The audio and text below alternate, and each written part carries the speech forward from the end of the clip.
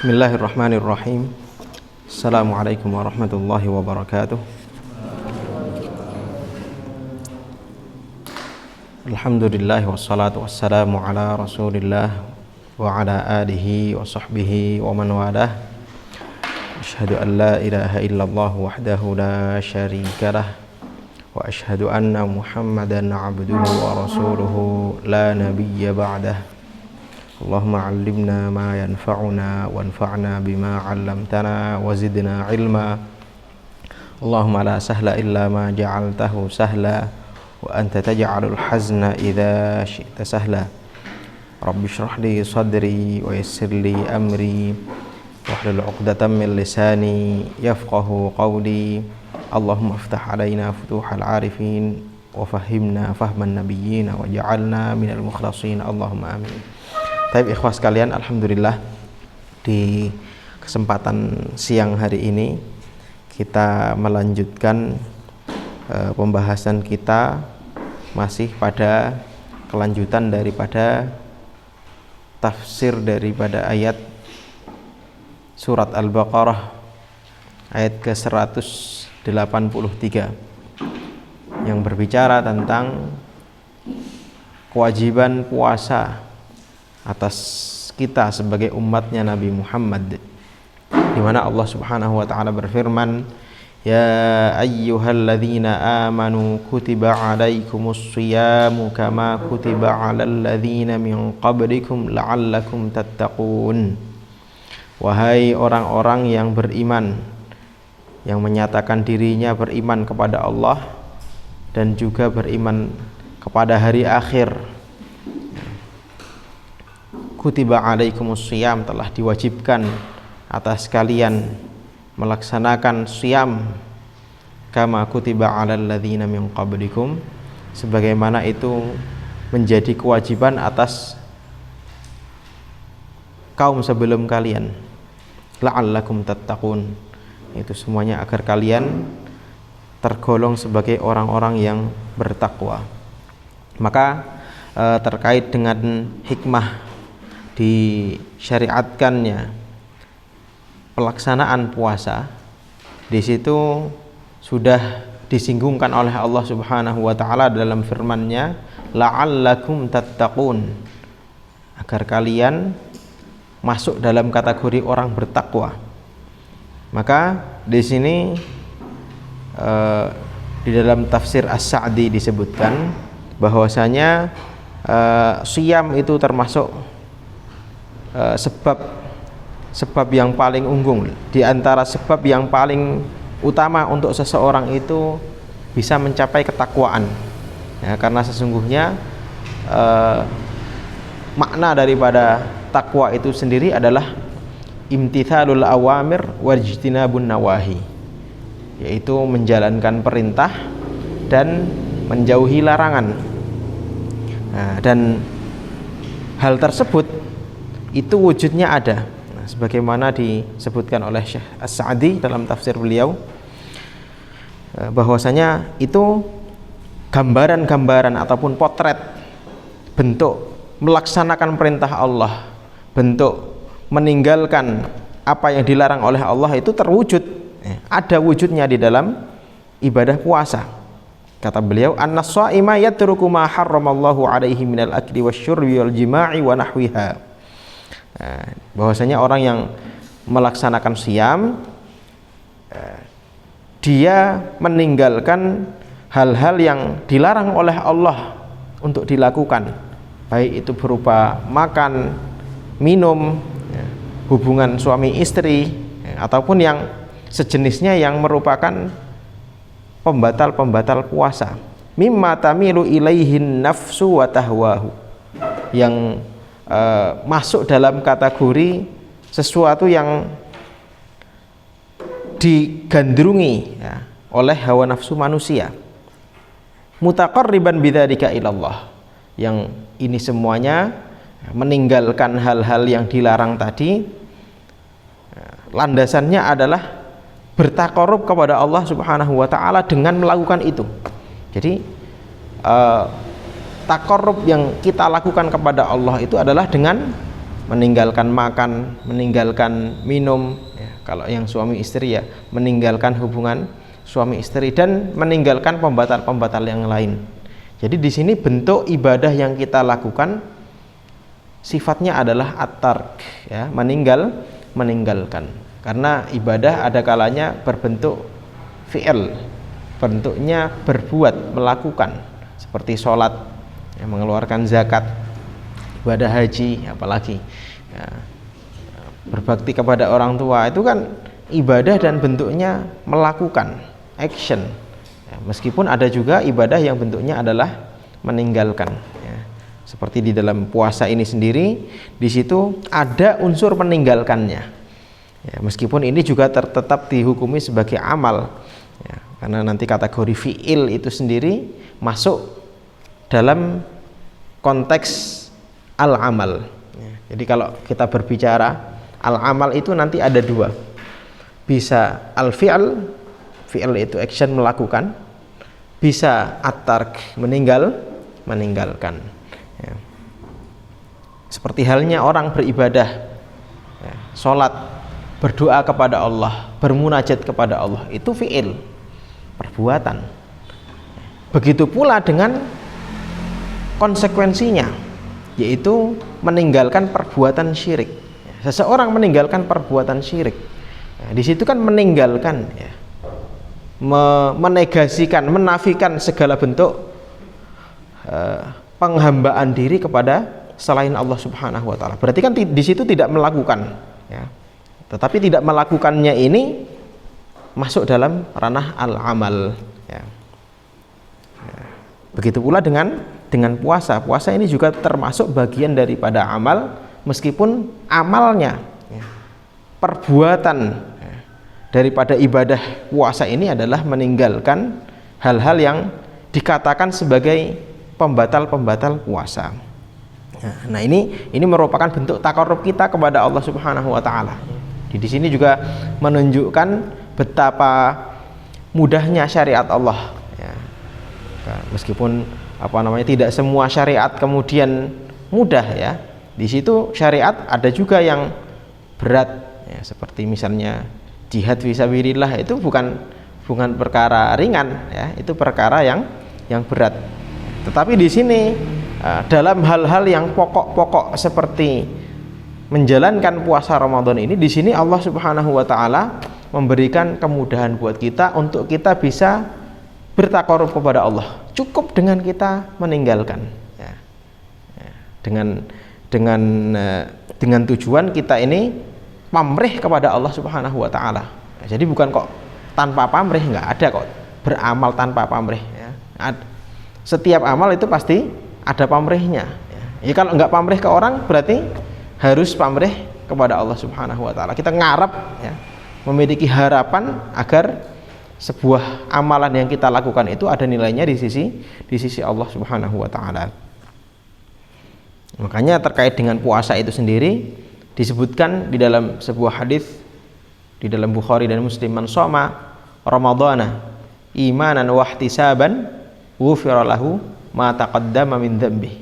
Man shoma imanan wa ihtisaban, barang siapa yang melaksanakan ibadah puasa imanan, ya, dengan keyakinan wajibnya puasa tersebut. Artinya di situ kita hati ini harus terpasang sebuah keyakinan bahwa itu merupakan kewajiban dari Allah Ta'ala. Jadi bukan semata-mata yang penting nggak makan, nggak minum, nggak melakukan hubungan suami istri, tetapi di situ itu semuanya diniati, ya, ada niatnya, yaitu karena Allah Subhanahu wa taala. Wahtisaban, kemudian ditambah lagi apa itu? Ihtisaban, mengharap pahala, ya, mengharap pahala dari Allah. Maka nggak benar kalau kita melakukan suatu kebaikan kepada orang nggak berharap apa-apa. Iya, nggak berharap apa-apa sama orang, tapi sama Allah harus punya harapan, ya. Karena kalau nggak seperti itu takutnya nanti amal kita jadi tidak ada nilainya. Karena setiap amalan itu sah dan tidak sahnya, kemudian dapat pahala atau nggak dapat pahala, itu tolak ukurnya seperti apa niatnya dia, ya. Innamal a'malu binniyat, kan seperti itu yang menjadi kaidah dasarnya. Kemudian di sini kata beliau mutaqarriban bidzalika ilallahi, ya, dengan landasan bertakarrub kepada Allah taala, ya, sembari mengharap, ya, mengharap pahala dari Allah taala, ya, mengharapkan pahala, ya, imanan wahtisaban. Fahada mastamala alaihi mimma yadkhulu tahta ma'na taqwa. Maka yang bentuk meninggalkan hal-hal yang disebut tadi itulah yang disebut sebagai ketakwaan. Jadi bentuk-bentuk ketakwaan itu tercermin di dalam aktivitas puasa kita, ya. Perkara yang halal saja, ya, makan, minum, ya, kalau suami istri boleh untuk melakukan hubungan suami istri, kan boleh kan, suami istri, ya, boleh dia melakukan hubungan tersebut, ya, malah dapat pahala kalau niatnya itu benar, ya kan. Itu saja kalau pas di pelaksanaan puasa di siang hari Ramadan itu nggak boleh dilakukan, ya. Makan minum kita nggak boleh makan. Kalau kita makan minum, ya, sengaja, itu pertama kena dosa, ya. Yang kedua puasanya batal, ya. Selanjutnya kita harus mandek dari makan minum, ya, nggak boleh dilanjutkan, ya, meskipun batal, betul, meskipun batal. Jadi meskipun batal tadi, ya, itu habis batal nggak halal kita melanjutkan makan sampai maghrib, nggak boleh, ya. Diterangkan di dalam Safinatun Najah, orang yang sudah kadung batal apa namanya sengaja, nah, itu dia puasanya nggak teranggap, tetapi dia tetap harus imsak, ya. Apa itu imsak? Menahan diri dari makan, minum, dan yaitu hubungan suami istri dan hal-hal yang membatalkan lainnya. Jadi itu di antara poinnya yang disebutkan oleh Al-Imam Abdurrahman As-Sa'di di dalam tafsir beliau Taisirul Karimir Rahman, atau yang biasa disebut sebagai tafsir As-Sa'di. Kemudian di poin yang kedua ataupun faidah ataupun hikmah dari melaksanakan puasa itu sendiri, kata beliau, an-shaima yudarribu nafsahu ala muraqabatillahi jalla jalaluhu, ya. Orang yang berpuasa, dengan puasanya itu dia sedang menjalani sebuah pelatihan, ya, melatih diri untuk bisa mewujudkan sikap muraqabah, ya, sikap merasa diawasi oleh Allah, ya. Karena kalau orang-orang yang puasa ini misalnya, ya, mau minum air pas masuk kamar mandi atau pas wudhu, ya, pura-puranya kumur-kumur lah misalnya, terus ngelek, ya, ngelek banyu ngombe, ya, haus, panas banget, apa namanya, panasnya ngentang-ngentang misalnya kan, terus minum tapi pura-pura apa namanya kumur-kumur, bisa toh?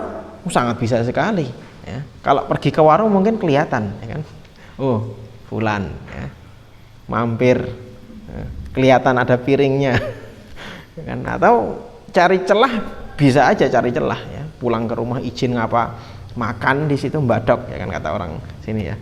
Tapi kan yang menjadi titiknya adalah dalam puasa seseorang itu melakukan amalan puasa ini karena Allah Subhanahu wa taala. Dan disinilah kita ini ditempa agar kita selalu menghadirkan sikap muraqabah. Jadi sikap muraqabah itu enggak hanya saat kita puasa saja, enggak hanya saat kita bulan Ramadan saja. Ya, nanti di luar bulan Ramadan muraqabah juga harus tetap kita lakukan, ya. Karena pengetahuan Allah, pemantauan Allah itu terus, nggak akan ada namanya berhenti, ya. Adapun bulan Ramadan ini atau puasa yang kita jalani ini sebagai salah satu cara Allah Subhanahu wa taala agar manusia itu ingat, ya, ingat bahwasanya dirinya diawasi oleh Allah taala, biar dia itu terbiasa gitu, ya, biar nggak terlalu apa namanya mengandalkan pantauan orang ya. Kalau orang misalnya sholat, nggak sholat ketahuan ya kan, misalnya ada di sebuah lingkungan orang nggak pernah sholat itu bisa ketahuan kok ya. Dengan dilacak kepada keluarganya, ini sholat apa enggak kemudian. Atau kalau di sebuah lembaga seseorang itu sholat atau enggak ketahuan kok ya, itu sholat ya. Kalau puasa tidak ya, tidak ada yang tahu cuman antara dirinya dengan Allah Subhanahu wa taala ya. Fayatrukuma tahwa nafsuhu ma'a qudratihi alaihi li'ilmihi bittila'illahi alaihi.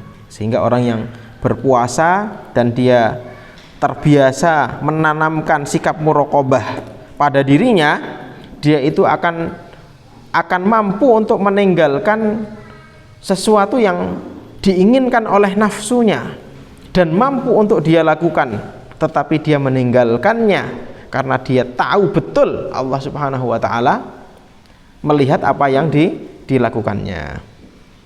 Itu diantara hikmahnya. Kemudian diantara hikmahnya lagi adalah an-nasiyama yudayyiqu majariyas syaitani ya. Puasa yang kita lakukan ini berfungsi sebagai penghimpit ya, sesuatu yang menyempitkan tempat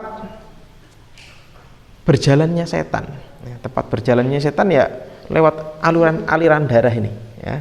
Dari situ setan bermain ya. Lewat kondisi seseorang itu kenyang ya, makan menurutkan apa yang diinginkan syahwatnya ya, memenuhi perutnya dan seterusnya ya, dari situlah setan bermain ya. Seseorang yang akan tahfidz ya, yang akan nambah hafalan baru, akan murojaah, akan belajar ya, itu jadi malas, jadi membatalkan rencananya untuk belajar ataupun tahfidz tadi gara-gara kenyang ya. Atau setidaknya gara-gara kekenyangan ya, kelempokan atau apalah ya.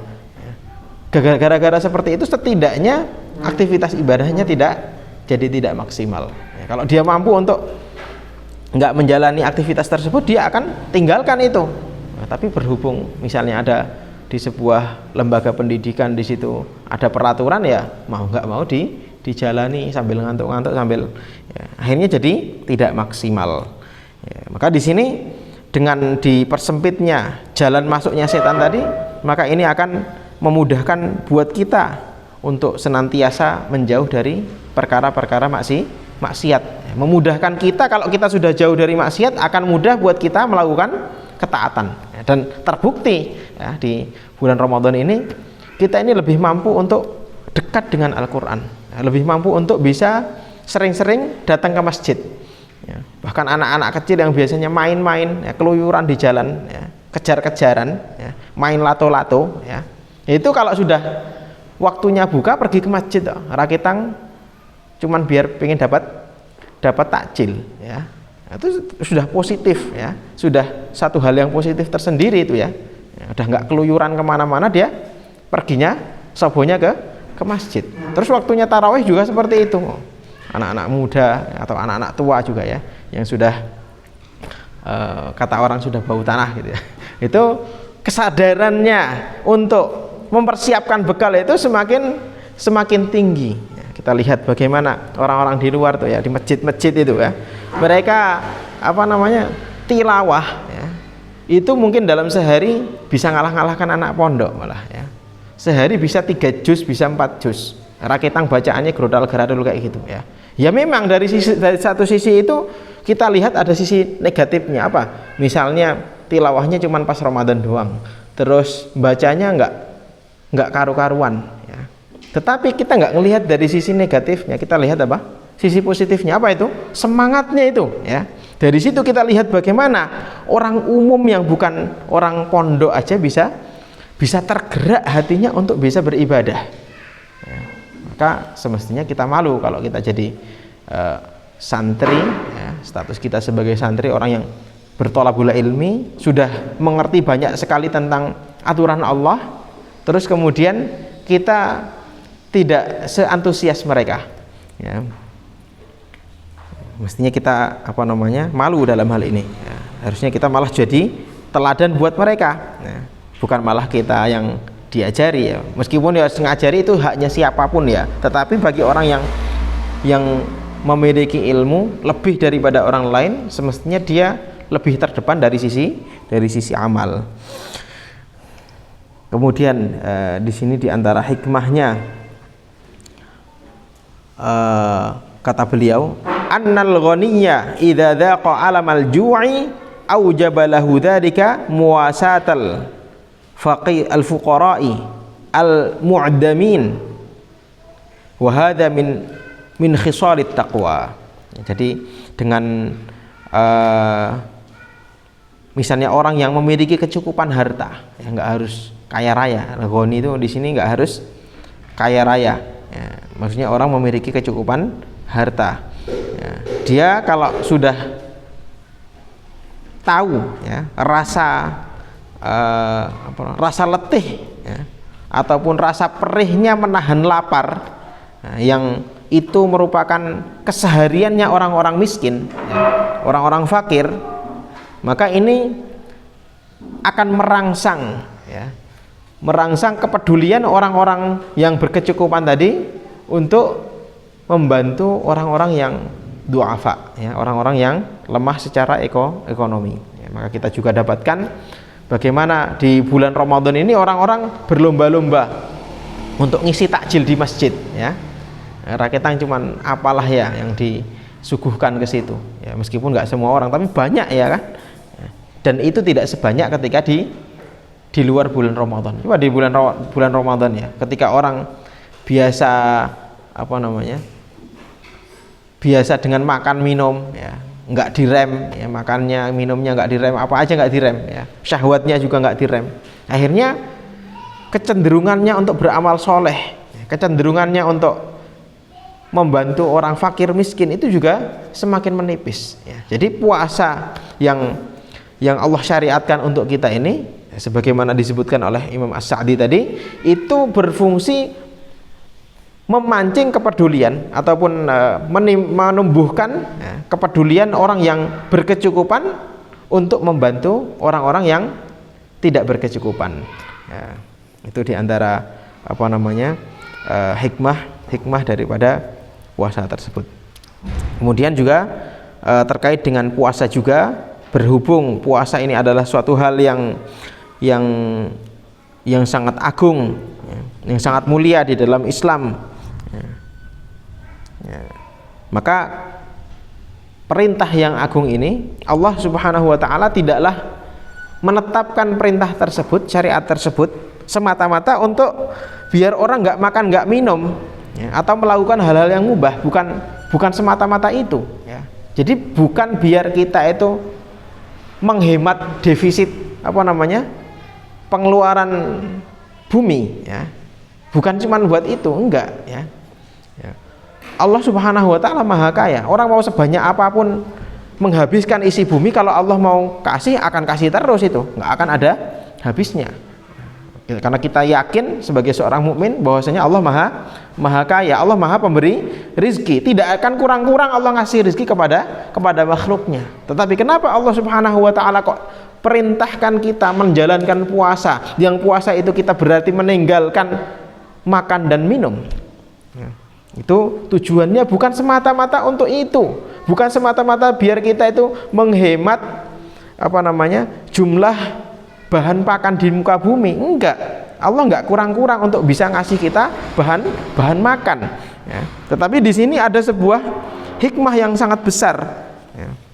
Itu terwujudnya ketakwaan pada seseorang ya. Dimana di situ sisi ketakwaan seperti yang sudah kami sebutkan sebelumnya, apa itu? Seseorang terbiasa untuk taat terhadap aturan Allah Ta'ala ya. Taat untuk meninggalkan hal-hal yang tidak boleh dilakukan ya. Taat untuk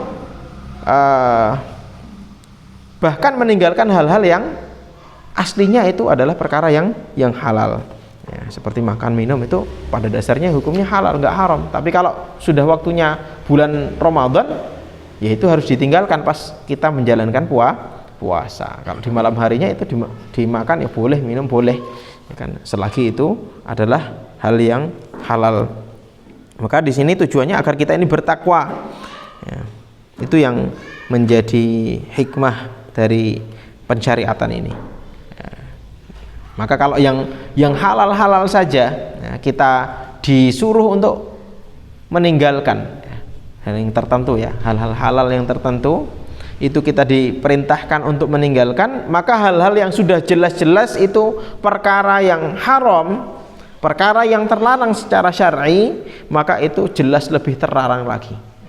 Dan orang yang ketika berpuasa, menjalankan puasa Ramadan tetapi masih melakukan dosa ya, melakukan maksiat, maka ini bisa mengurangi nilai daripada ibadah puasanya ya. Dalam sebuah hadis yang diriwayatkan oleh Al-Imam Al-Bukhari disebutkan, man lam yada' qaulaz zuri wal amala bihi wal jahla falaisa lillahi hajatun fi an yada'a ta'amahu wa syarabahu. Barang siapa yang tidak meninggalkan perkataan dusta, perbuatan dusta, perbuatan bodoh ya, maka tidak ada perlunya buat Allah untuk orang-orang itu meninggalkan makan dan minumnya. Artinya amalan tadi itu nggak ada nilainya di sisi Allah ya. Di dalam syarahnya dijelaskan bahwasanya ketika Allah nyatakan Allah nggak butuh dengan puasanya orang yang masih suka maksiat, itu bukan berarti kemudian puasanya batal terus nggak usah puasa, bukan gitu. Puasa tetap wajib ya, tetap wajib untuk dilakukan, dan ketika dilakukan nilainya nanti yang berkurang ya. Jadi ketika dia melakukan itu sebatas terhitung apa? Sebatas terhitung menggugurkan sebuah kewajiban ya. Jadi ini kan ada kewajiban, ada sebuah rukun Islam namanya puasa. Jadi kalau orang puasa tapi masih maksiat, hitungannya dia itu cuman yes, mengangkat kewajibannya saja ya. Sehingga kewajibannya tidak menjadi tanggungan bagi dirinya. Nah, tetapi di situ nilai-nilai dari puasa tadi tidak terwujud pada orang yang masih suka melakukan maksiat di bulan Ramadan. Ya, kemudian juga terkait dengan hikmah melaksanakan puasa ya, bahwasanya dengan puasa itu seseorang itu terbiasa untuk melakukan pendisiplinan bagi dirinya ya, mampu untuk melakukan penertiban ya, dan bisa untuk selalu komitmen terhadap perintah dan larangan Allah Ta'ala ya. Dengan seorang melakukan puasa, dia itu bisa teratur waktunya itu ya, menjaga itu aturan-aturan yang sudah ditetapkan. Kayak misalnya orang yang puasa ya, puasa itu terhitungnya dari kapan itu? Dari semenjak terbitnya fajar shodiq ya. Jadi ketika muncul red fajar shodiq sudah terlihat ya, sudah terlihat fajar shodiq, ketika itu makan minum dan hubungan seksual, hubungan suami istri tidak boleh lagi dilakukan ya, harus berhenti ya, makan minum nggak boleh lanjut ya. Bahkan kalau seseorang makan atau minum sekalipun bahkan harus dikeluarkan, dibuang ya, bukan dilanjutkan enggak, apalagi kalau satu piring ya, taruh ya, atau kasihkan ke ayam ya. Itu ketika waktu pagi. Kemudian waktu maghrib, begitu sudah masuk waktu maghrib, disunnahkan untuk menyegerakan berbuka ya. Kalau sudah waktu masuk waktu loh ya, bukan kok kira-kira saja, enggak ya. Kalau kira-kira tetap tidak dianggap. Kira-kira kok ternyata belum maghrib, itu malah batal orang ya. Kalau kira-kira ini kira-kira maghrib ini udah surup kok ya, udah gelap ya. Dia enggak berpatok kepada tanda yang jelas ya, dia hanya berpatok kepada perkiraannya saja. Maka seperti itu, ketika terbukti ternyata itu belum masuk waktu maghrib kok dia sudah makan, batal itu puasanya ya. Loh, terus gimana dengan orang yang makan karena lupa, karena makan atau minum karena lupa, atau bahkan disebutkan dalam Fathul Mu'in jima ya, hubungan suami istri karena lupa. Oh, itu terudzur ya, itu lupa dia ya, melakukan itu lupa. Kalau ini kan sengaja dan dia waktu puasa tuh sadar ini waktu masih waktu puasa. Sedangkan dia menganggap ketika dia makan, ya, makannya itu bukan atas dasar keyakinan sudah masuk waktu, tetapi hanya sebatas kira-kira. Ya, maka ketika dia berbuka hanya sebatas kira-kira dan ternyata belum masuk waktu, maka batallah puasanya. Maka di sini perlu dipastikan dulu bahwasanya sudah betul-betul masuk waktu maghrib, sehingga dia nanti ketika betul sudah fix masuk waktu maghrib, kesunahan baginya untuk segera berbuka.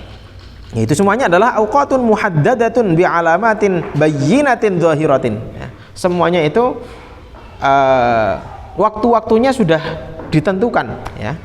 Jadi dari adanya penentuan pembatasan waktu ini sekaligus sebagai bentuk kita ini agar disiplin dalam mengatur waktu kita. Ya, jadi fungsinya Ramadan ini luar biasa, sangat banyak sekali. Ya, kemudian faedah yang keenam dari puasa tersebut adalah puasa merupakan salah satu sarana bagi seorang hamba, ya, untuk bisa dan mampu mengemban tanggung jawab terhadap urusan agama. Jadi kalau kita hendak menjadi orang yang besar, ya, orang besar bukan besar fisiknya, ya, orang yang memiliki peran di umat, ya, menjadi orang yang bisa menerangi umat, ya, menjadi sarana-sarana kebaikan bagi umat, ya, maka semestinya di antara caranya adalah dengan kita membiasakan puasa tersebut. Dengan kita berpuasa, maka kita sudah terbiasa dengan hal-hal yang sifatnya disiplin, ya, sifatnya komitmen dengan peraturan, ya, dan seterusnya, ya, karena itu semuanya kaitannya dengan hal-hal yang bersifat keumatan. Nah, ini beberapa hal yang bisa kita cuplik, ya, dari kitab Thalathuna Darsan fi Tafsiri Ayatis Shiyam. Nah, kemudian selanjutnya kita sedikit melanjutkan, ya, dari pembacaan beberapa poin kitab Nailur Roja Syarhu Safinatin Najah. Ya, kemarin kita sudah membahas tentang syarat sahnya puasa. Nah, adapun sekarang yang kita bahas adalah rukun-rukun puasa. Ya, di dalam Safinatun Najah disebutkan rukun-rukun puasa itu ada 3. Ya. Arkanuhu ayyusiyam salasatun, ada 3. Niyatun lailan likulli yaumin fil fardhi. Yang pertama adalah niat di malam harinya, di setiap hari fil fardhi, untuk puasa fardu. Yang kedua adalah meninggalkan tarku mufattirin dzakiran mukhtaran ghaira jahilin ma'dzurin, ya, meninggalkan hal-hal yang bisa membatalkan puasa, ya, dalam kondisi dia ingat atas pilihannya sendiri, ya, dan tahu dan tidak dalam kondisi teruzur. Kemudian rukun yang ketiga adalah pelaku puasa, shaimun. Ya, terkait dengan ini disebutkan di dalam Nailur Roja, poin yang pertama atau rukun yang pertama yaitu niat, ya, niatnya orang yang berpuasa. Ya, disebutkan oleh penulis bahwasanya niat itu dilakukan di malam hari. Malam hari di sini maksudnya apa? Sebelumnya kita berbicara tentang niat dulu. Niat itu letaknya di mana? Niat itu letaknya adalah di hati. Ya, jadi bukan yang dilafadzkan. Adapun kok di dalam kitab fikih, ya, kitab fikih Syafi'i terutama, ya, itu kok dianjurkan melafadzkan niat, nawaitu shauma ghadin seterusnya itu bukan, kok itu niatnya bukan. Itu bukan niat itu apa namanya? Itu sarana pembangkit niat, ya, biar niat itu hadir, sarana untuk menghadirkan niat. Sama dalam sholat juga seperti itu, ya. Dalam fikih Syafi'i disebutkan bahwasanya orang yang sholat juga disunnahkan, ya, untuk melafadzkan niatnya, usolli fardhu dzuhri misalnya, ya, disunnahkan seperti itu bukan dianggap niat itu kata usolli tadi, ya, atau yang siam tadi nawaitu shauma ghadin itu enggak, itu juga bukan siamnya, bukan niatnya, tetapi itu cuman pemancing biar niat itu muncul, ya. Jadi yang namanya niat yang mana? Yang terbetik di dalam hati kita, yang kita maksudkan di dalam hati. Ketika hati kita dek ya, muncul niat, nah baru itu dikatakan sebagai niat ya. Kapan ini niat ini dilakukan? Jadi kembali ke tadi ya. Jadi kalau orang sekedar melafatkan saja sedangkan hatinya nggak muncul, maka tidak dianggap sudah berniat. Kalau tidak dianggap sudah berniat, berarti nanti puasanya tidak dianggap ya, tidak dianggap sah. Jadi di sininya harus ada dulu ya, harus sadar ngah ya, wujud dulu tuh niat. Kapan niat ini? Lailan, di petang hari. Maksudnya petang hari di sini adalah antara waktu maghrib di hari sebelumnya sampai menjelang masuk waktu subuh. Itu apa namanya? Letak niatnya ya. Waktu kita bisa meniatkan puasa kita apa namanya untuk hari itu ya. Misalnya kalau tadi pagi berarti kemarin maghrib gitu ya, kemarin maghrib sampai menjelang tadi sebelum subuh itu sudah harus meniatkan terlebih dahulu ya. Jadi meskipun niat ini kelihatannya sederhana, kayaknya remeh ya, tapi nggak jarang kita ini kadang lupa ya. Saya pun juga kadang-kadang seperti itu, ingat besok ini puasa Ramadan ya, tapi karena banyaknya aktivitas ya yang membuat kita betul-betul tersibukkan ya, terus kemudian kita tidur ya. Ternyata setelah bangun tidur, dan alhamdulillah waktunya juga masih cukup jauh ya dari waktu sahur ya, dari waktu subuh masih jam 3 atau masih jam setengah 3 terbangun, alhamdulillah, baru ngah ya Allah, belum niat, astagfirullah, niat ya, baru ketika itu kita niatkan. Kalau dalam mazhab Syafi'i memang seperti itu ya. Jadi niat di malam harinya likul liyaumin ya, untuk setiap hari. Jadi nggak bisa kok ngitungnya sepaket ya, dari awal untuk terusnya. Itu mazhabnya Malik, Imam Malik seperti itu ya. Meskipun juga kita tetap dianjurkan menurut penulis kitab Nailur Roja ya, meskipun kita apa namanya yang menjadi standarnya dalam mazhab Syafi'i itu adalah niat itu setiap hari, tetapi kita juga sebagai bentuk kita taklid ya, kita kan masih muqallid ya, kita taklid kepada Imam Malik ya, bahwasanya niat itu sepaket. Jadi kita niat sepaket sampai sebulan ya, sebagai bentuk jaga-jaga nanti kalau lu lupa niat di hari setelahnya ya, itu bentuk jaga-jaganya. Terus juga kita berusaha agar kita melakukan niat itu setiap hari ya. Taib. Itu likuli yaumin fil fardhi ya, untuk puasa fardu. Nah, jadi yang berlaku seperti ini cuman apa? Niat yang harus di petang hari dan di setiap harinya ya, itu kalau puasanya puasa fardu ya. Kalau puasa sunnah ya enggak ya. Puasa fardu di sini mencakup apa? Ya puasa Ramadan, kemudian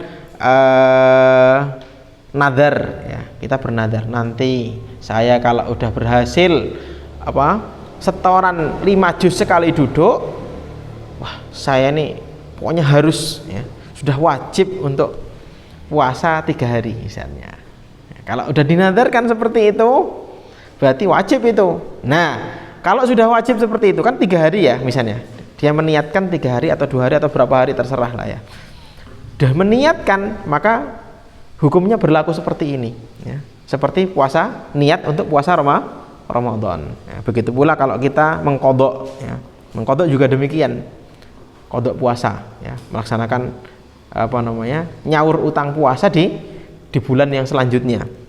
Itu kalau kita lakukan ya, misalnya jumlah puasanya ada lebih dari 1, kita juga mesti meniatkan dengan kriteria yang disebutkan di sini ya, di petang harinya, di setiap hari. Qadha kafarah juga demikian ya, apalagi kafarah ya. Kafarah itu apa sih? Kafarah hukuman yang berat sebagai bentuk penghapus dosa bagi siapa?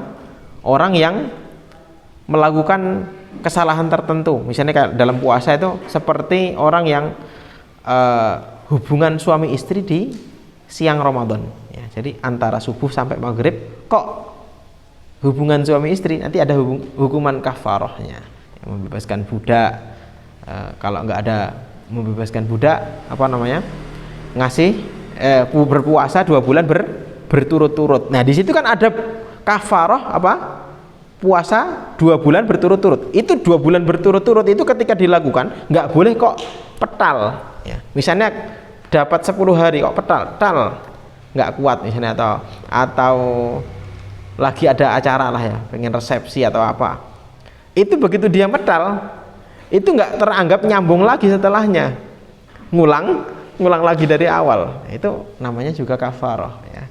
Berat ya, memang berat ya. Makanya ketika dulu pernah ada kejadiannya suaminya Khawlah bintu Tha'labah ya, yang kisahnya surat Al-Mujadalah itu loh ya, yang dia itu apa namanya mendhihar istrinya ya. Ketika dia mendhihar istrinya, kemudian dia itu apa namanya diharapkan pengen balik lagi ya. Kenapa? Karena dia masih punya anak-anak ya, pasti punya keturunan, tanggung jawab yang harus dia nafkahi, sedangkan dia sudah tua kayak gitu ya. Siapa yang mau ngurusin ya kalau nanti misalnya terjadi perceraian? Karena zihar bagi orang terdahulu ya, di zaman jahiliyah itu zihar itu seperti cerai ya. Maka kemudian karena di dalam syariat itu beda ya, ada perbedaan antara yang sudah maklum di masyarakat jahiliyah dengan aturan Islam, maka kemudian Khawlah bintu Tha'labah bertanya kepada Rasulullah, apakah ini termasuk cerai juga atau bukan? Ternyata bukan ya, ternyata kalau biar balik, maka biar bisa balik lagi, maka di situ harus membayar kafarah. Oh, kafarahnya nggak kuat, nggak bisa, nggak ada budak, gimana mau beli budak, orang miskin kita ini ya. Terus mau apa namanya, mau puasa, gimana mau puasa, udah tua renta ya, puasa ngeblak ya kan ya, dan seterusnya ya. Karena puasa ini kalau namanya puasa kafarah ya, yang 2 bulan berturut-turut itu memang harus runtut ya, 2 bulan berturut-turut, ini juga berturut-turut. Baik.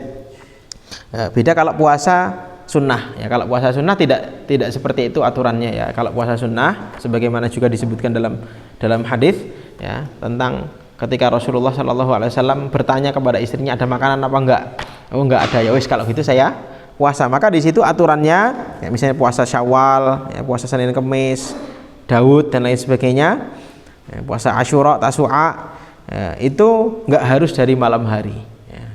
Yang penting waktunya sampai sebelum zuhur. Sebelum datang waktu zuhur itu belum makan, belum minum, belum melakukan hubungan suami istri, belum melakukan hal-hal yang membatalkan puasa.